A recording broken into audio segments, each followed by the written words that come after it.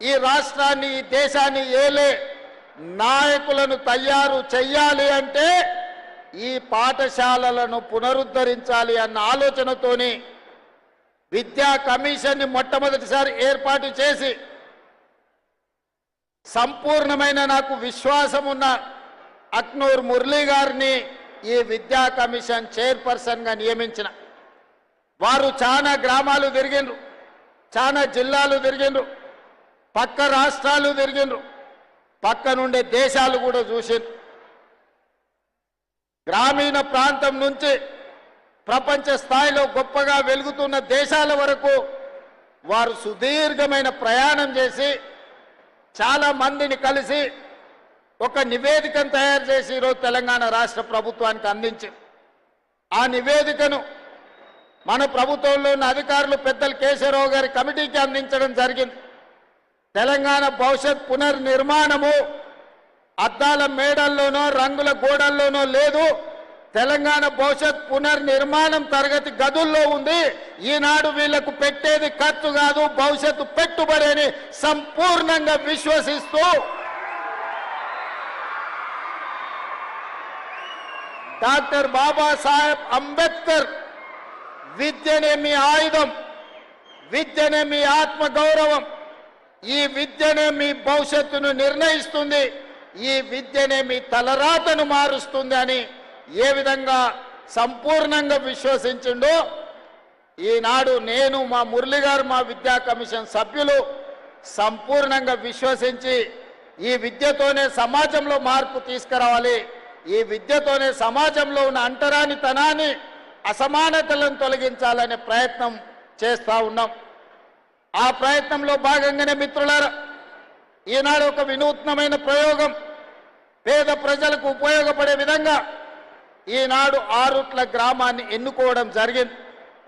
ఈ ఆరుట్ల గ్రామ ప్రజలు ఈనాడు ఇక్కడ ఉన్న చదువుకుంటున్న విద్యార్థుల తల్లిదండ్రుల స్కూల్ మేనేజ్మెంట్ కమిటీగా తీసుకొని అద్భుతమైన పనితనంతో ఈరోజు నర్సరీ నుంచి 12th క్లాస్ వరకు ప్రతి పేదవాళ్లకు విద్యను అందించాలని ఒక లక్ష్యంతో పనిచేస్తే ఒకనాడు తరగతి గదుల్లో పిల్లలు చేరడానికి కష్టం అనుకున్న సందర్భంలో ఈనాడు 1814 మంది పిల్లలు ఈరోజు పాఠశాలల్లో చేరి ఇవాళ పాఠశాల బయట ఖాళీలు లేవు, పిల్లలను తీసుకోవడం అడ్మిషన్లు పూర్తి అయినాయని ప్రభుత్వ పాఠశాల ముందు బోర్డు పెట్టే పరిస్థితి వచ్చిందంటే ఇక్కడ విద్య నేర్పుతున్న సిబ్బంది ఇక్కడి ఉపాధ్యాయుల యొక్క కమిట్మెంట్ని ఈరోజు ముఖ్యమంత్రిగా నేను వారిని అభినందించదలుచుకున్నా. పాఠశాల విద్యా కమిటీ సభ్యులు విద్య నేర్పుతున్న ఉపాధ్యాయులు ఈరోజు తెలంగాణ సమాజానికి గొప్ప ఆదర్శంగా నిలబడ్డారు. ఇవాళ తెలంగాణ రాష్ట్రంలో ప్రతి శాసనసభ నియోజకవర్గంలో ఒక ప్రయోగాత్మకంగా తెలంగాణ పబ్లిక్ స్కూల్ని ప్రారంభించుకోవాలి. అకాడమిక్ ఇయర్లో ఇందులో నుంచి వచ్చిన అనుభవాలను భవిష్యత్తు పాఠాలుగా నేర్చుకొని ఇంకా అద్భుతమైన విద్యను మన ప్రజలకు అందించాలన్న ఆలోచన ప్రభుత్వం చేస్తుంది. నా సొంత మండలం ఒంగూరులో కూడా ఈరోజు మోడల్ స్కూల్ కింద తెలంగాణ పబ్లిక్ స్కూల్ని ప్రారంభించిన ఈరోజు ఆరుట్ల గ్రామం నుంచే ప్రారంభించాలని ఎందుకు వచ్చినా అంటే మీరు తెలంగాణకు స్ఫూర్తినిచ్చిండ్రు, తెలంగాణకు ఆదర్శంగా నిలబడ్డారు. ఈ ఆరుట్ల గ్రామానికి ఇంకొక గొప్పతనం ఉన్నది. ఆరుట్ల రామచంద్రారెడ్డి గారి పేరు వినుంటారు, ఆరుట్ల కమలాదేవి గారి పేరు వినుంటారు. ఆనాడు నిజాంలు రజాకర్లకు వ్యతిరేకంగా సాయుధ రైతాంగ పోరాటం చేసి పోరాట స్ఫూర్తిని నింపిన ఆరుట్ల రామచంద్రారెడ్డి గారి పూర్వీకులు వాళ్ళ ముత్తాతలు ఆరుట్ల గ్రామమే. తెలంగాణ నలుమూలల ఆరుట్ల పేరు ప్రతి ఒక్కరికి తెలుసు. ఆ స్ఫూర్తి నాడు ఇక్కడ చదువుకుంటున్న విద్యార్థుల్లో కూడా ఉంటుందని నేను భావిస్తున్నా.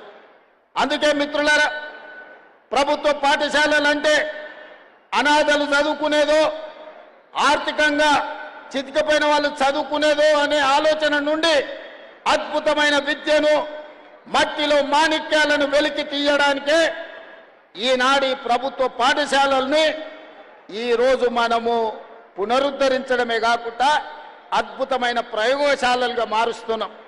ఇవాళ ఈ ప్రభుత్వ పాఠశాలల్లో చదువుకున్నోళ్ళే రేపటి భవిష్యత్తుకు నాయకత్వాన్ని వహించే వాళ్ళు అవుతారని నేను సంపూర్ణంగా విశ్వసిస్తున్నా. ఈ సందర్భంగా ఇక్కడికి వచ్చిన విద్యార్థులకు ఈరోజు ఈ వేదిక మీద ఉన్న ఎవరినైనా చూడండి, నేను కూడా ప్రభుత్వ పాఠశాలలనే చదువుకున్నా, మీలాగనే గ్రామీణ ప్రాంతంలో చదువుకున్నా. మీకు చెప్పినట్టే మామూలు టీచర్లు మా ఊర్లో చదువు చెప్పారు. 1వ తరగతి నుండి 5వ తరగతికి మా ఊర్లో చదువు ఉంటే మేము 6వ తరగతి చదవాలంటే 6 కిలోమీటర్లు అవుతానా కొండారెడ్డిపల్లి అనే మా సొంత గ్రామం నుంచి 6 కిలోమీటర్ల దూరాన ఉన్న తాండ్రా అనే విలేజ్కి వెళ్ళి మేము చదువుకునేది.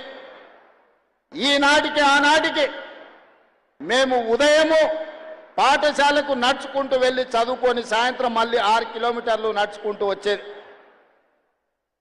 మా కుటుంబంలో ఆర్థికంగా ఉన్న విద్యా అవకాశాలు లేకపోవడం, సొంత గ్రామంలో 5వ తరగతి వరకు ఉండడం వల్ల 6వ తరగతి చదవాలంటే కూడా పక్క గ్రామానికి వెళ్ళి చదువుకునే పరిస్థితులు.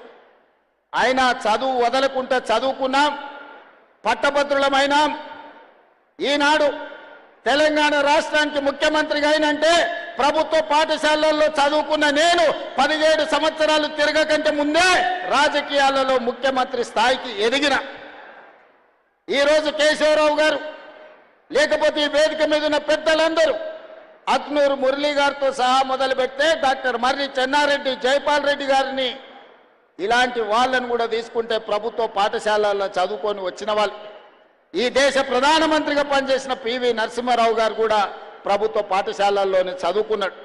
అందుకే విద్యార్థులారా, ప్రభుత్వ పాఠశాలల్లో చదువుకుంటే చిన్నతనం కాదు, ప్రభుత్వ పాఠశాలల్లో చదువుకుంటే ఐఏఎస్లు ఐపీఎస్లే కాదు, ఈ దేశానికి ప్రధానమంత్రి కావచ్చు, తెలంగాణ రాష్ట్రానికి ముఖ్యమంత్రి కావచ్చు అని మీ కళ్ళ ముందరనే ఉదాహరణలు ఉన్నాయి.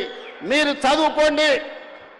మన భవిష్యత్తును ఇంట్లో, భూములో, లేకపోతే ప్రభుత్వం అందించే సంక్షేమ పథకాలు మన భవిష్యత్తును మార్చవు. అవి బ్రతకడానికి మాత్రమే ఉపయోగపడతాయి.